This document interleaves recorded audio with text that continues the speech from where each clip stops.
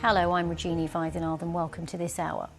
In the past few minutes, a court in Vietnam has sentenced a wealthy property developer to death for defrauding a bank of billions of dollars. 67-year-old Trong My Lan was found guilty of embezzlement, bribing state officials and violating bank lending regulations after she used her hidden ownership of the Saigon Commercial Bank to channel $44 billion of loans to her own companies. It's been described as one of the greatest bank frauds in history.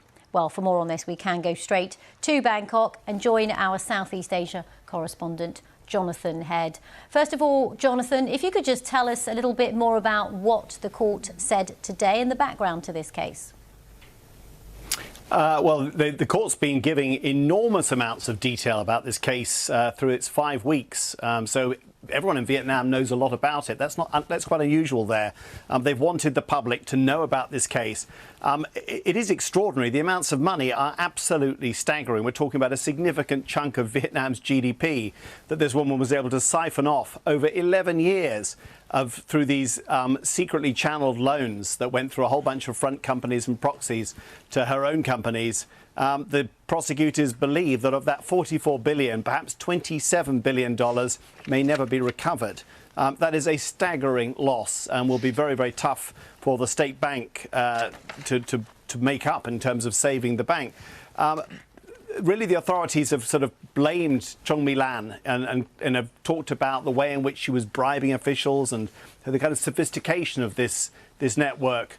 And really, it is part of an ongoing anti-corruption campaign that's been going for several years, led by the communist authorities, who say they're determined to stamp it out. But of course, it does raise a lot of questions, which is, how was it that this woman, she's very high profile, she's one of the biggest property owners in Vietnam, how was she able to do that for 11 years? And of course, officially the authorities say, well, she was paying off this person and that and hiding this and that. But it is extraordinary that it went on for 11 years without being stopped. And I think those questions still hang over whether the Vietnamese authorities are capable of reining in this kind of fraud.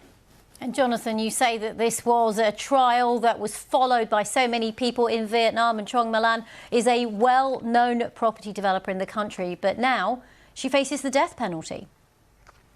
That itself is extraordinary. Normally, the death penalty is not usually handed down on women, but I think this case was so exceptional in terms of its scale and the damage it's done to Vietnam's finances.